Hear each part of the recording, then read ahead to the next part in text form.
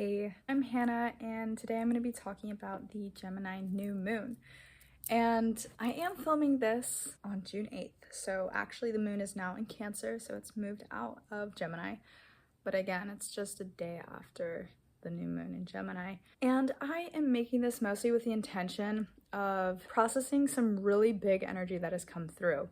So over the last month, I've just had a really turbulent and intense month. And I was speaking to a friend of mine, and she had a similar experience.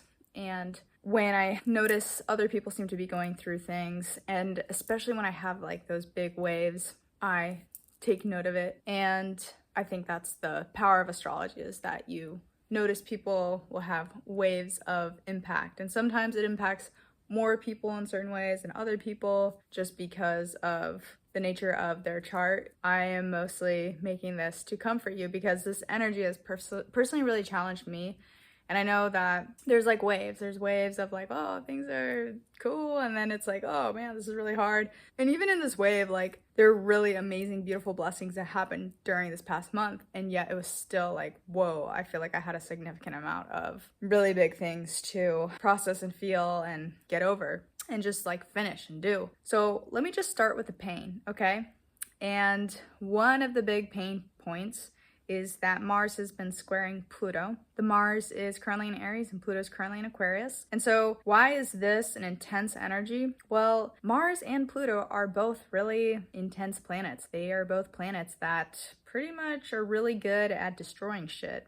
And so when there's a square between them, there is a tension between things that you want to do and things that have to be kind of let go of or have an ending for your highest good. And so that can be hard because there might be a really big inspiration to do something or go after something, and yet the energy is being blocked. You're actually not being allowed to go down that path. You're not being able to see it. And so there's this kind of conflict between a kind of greater goodness or feeling like there's a lot of roadblocks or challenges in terms of what you can do, which can really stir up a lot of feelings of aggression and anger. And so this conjunction can bring up a lot of feelings of violence. And both of the signs that these planets are in, Aries and Aquarius, those are both very individualistic signs. Aries is really known as doing its own thing. It's the first, it's the ram. And Aquarius is similarly very comfortable being with itself and being its own thinker. Part of the struggle you may have been feeling these last couple weeks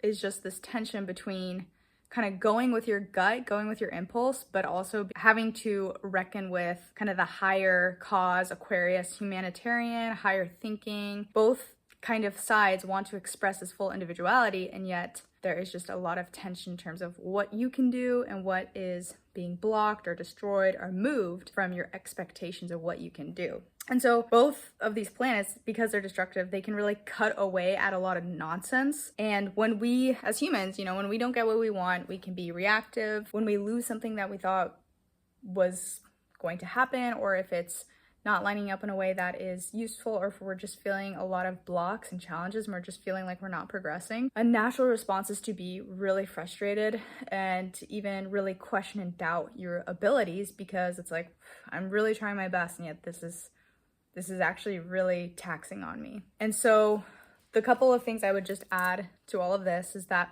both things can exist. You can have something in which you are truly doing your best, and yet it's a difficult situation.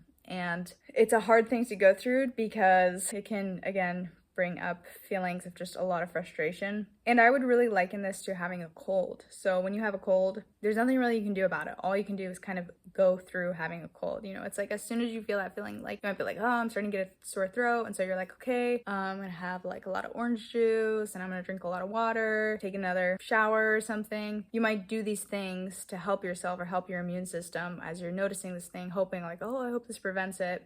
But then it's like, okay, it's full swing, you have the thing, all you can do is just be sick. And so there's a kind of level of like the Pluto, you have to surrender to it. But the Mars, it's like, it's so frustrating. It's like getting in my way of like doing the things I wanted to do. I have to slow down, and yet I really want to do more. And so the thing to do there is like, you just have to kind of go through, unfortunately, the pain. And because sickness can really be painful. It can really suck. And I don't like getting sick, and because it's actually a painful experience, and then you literally can not do as much. I say all that to acknowledge any kind of tension you may have been feeling. Be like, yeah, there's just like there's a big block there. And I think the way in which we transmute the square and the challenge is that you have to acknowledge that this period of time, you're just gonna need to go a little slower. Your Mars is literally being blocked off, and you're gonna need to acknowledge you need to recover. You've actually gone through a big transformation. Mars, Pluto, you've taken something out. It's revealed some kind of truth or some kind of core to you. That's the only way you can kind of move past, is that you have to recognize where you're at. You have to be very real and honest about, this is what exists, and I have this kind of injury, I have this wound. And you're not going to heal it if you're just like, you know what, I think, I broke my leg, but I'm just going to pretend that didn't happen. You actually have to allow yourself the recovery and the rest in order to have that kind of healing to occur. So what I'm trying to say is, yes, there's been a lot of intensity. It might have felt super shitty and felt super unexpected, and I'm sorry about that. And you need to give yourself the time to recover. It's going to really help you out. Next, in terms of difficulties, we have Saturn in the mix. And what Saturn is all about discipline and structure. Saturn is currently squaring with the Sun and Venus. And what this does is that it can create a sense of defeat. So a sense of feeling like, because the Sun is our ego and our willpower, but Saturn very much is all about these rules and things that have to get done and responsibilities. And it can also be a kind of really big teacher and roadblock. So there can be a lower self-esteem. There can be a sense of defeat. And with the Venus and squaring Saturn, there can be also a fear of loss. And so building on the Mars and the Pluto, it's just like these sense of like, I feel like I'm not doing very well.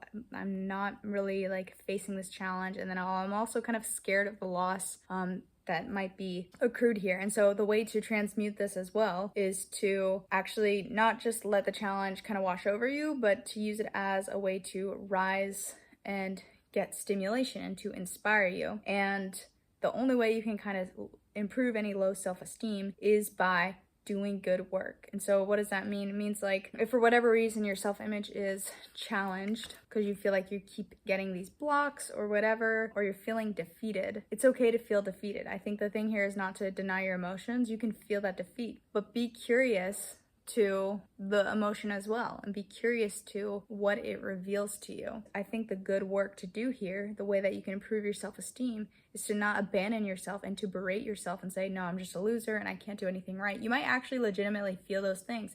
That's okay to have compassion for that feeling, to even name it and be like, I do feel like a loser. I do feel like I'm bad at this. That's completely fine. But the important part is that when you have gone there and you've named it and you've seen it and you've felt it, you can let it go and you start to encourage yourself as well. And that is the kind of good work that has to happen in order to not let defeat own you. And then with Venus squaring Saturn, so this Venus is all about our values and what we care about. And so right now Venus is in Gemini, and so Gemini just wants to go and explore and learn. When Venus squares Saturn, there is a fear of loss. There is a desire to submit to feelings of practicality, to play it safe. And right now Venus with Gemini really wants to explore, but Saturn in Pisces is challenging that, because it's saying, hey, you need to not get carried away by your fantasies and by your whims. And that really challenges Gemini, because Gemini's curiosity is really fueled by kind of its spontaneity and its big fantastical thoughts. And so the reason that this can also be a challenge is that you might be feeling, again, deterred because maybe you've been having really big dreams or feeling really excited to explore something, something about anything that just you're excited meeting people or getting to know someone. Perhaps there's been a kind of block there in your ability to do that, and you have to actually be very practical about what the facts are instead of being able to explore it fully. And just energetically, it just might be bringing up yet again another set of insecurities around fear of kind of constriction and a need to be practical. Those are all the negative things. Now we're going to talk about the positive. So the positive is that the Sun is conjuncting Mercury, Sun is conjuncting Venus. And so there is actually, as much as there are these squares with Saturn, the Sun is supporting Venus as well, and Mercury, your thoughts. And it's even exalted there, this earring. And so what I would say is that even though there's a lot of challenges and there's a lot of kind of feelings of defeat, feelings of reoccurring challenge, and there's this need to recover, you're actually being supported by the sun in terms of what thoughts are coming through to you. And the sun is, even though you have this kind of challenge with Saturn and Venus in terms of maybe feeling some scarcity, there's still a sense in you that there's still some wonder, there's still some beauty here, there's still stuff I can enjoy and have fun with. And so there's a real emphasis to just focus on what is in your life that you do have access to, and to not focus on what you don't have or what isn't working out. If you can really allow yourself to be open to new ideas, receptive to kind of this internal process, I feel like all the planets here really point to this need of like your mind, Mercury, can really help you to really help guide you and give you a lot of clarity that's really your consciousness, but you need to be able to go there. That's kind of referencing back to that good work I was talking about with the self-esteem, which is the emotional processing. And so something that's also supported right now with Moon in Cancer, just moved into Cancer, is that the Moon is trining Saturn. And so what that means is that we actually have the emotional strength to persevere, and the emotional side in humans is bigger. So your mental is not as big, your emotional side is bigger. And so you are supported to emotionally work through the humps. Perhaps today on Saturday and Sunday, you're gonna find you actually have the kind of emotional power to engage with this stuff and have maybe some more time to process your emotions. And I wouldn't really say it's a weekend to go out and do a bunch of stuff. I think it's really a time to just be chill, because we've been processing so much energy, and it's really best to just be recovering right now and take the weekend with this trine in the moon to just be really real with your emotions. And if you can do that, Saturn will reward you because you're doing the work of being there and being present to your emotions. Okay, to wrap this up, in bigger other contexts with Jupiter and Neptune, I can say that there are energies of artistic inclinations and religious visions. There is a sense that if you can be persistent in your values and your desire for self-realization at this time, for these higher values, you can do it, and you can transmute a lot of this really big and heavy energy if you really lean into your spirituality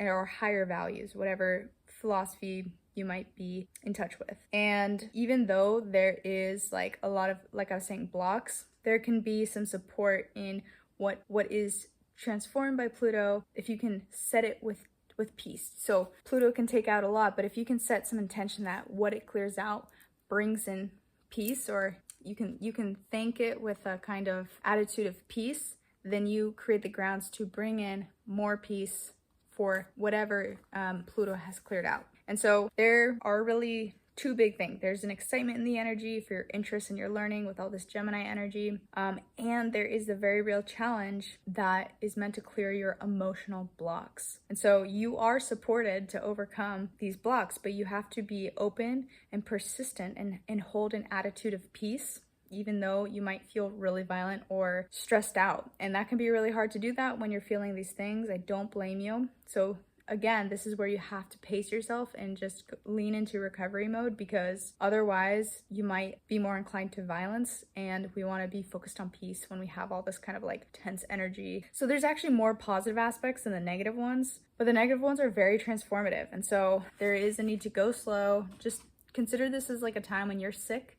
You are going to get better. It is going to shift. But if you were wondering about that, like, holy shit, this has been an intense week or month or whatever, I want to say that that's part of what this new moon is encouraging you to think about. We're building our emotional resilience, and Gemini is going to give you the kind of imagination to do that and go there. And so I'd recommend setting intention about your emotional resiliency and being open to ideas and suggestions that help you do that, because it's certainly supported right now.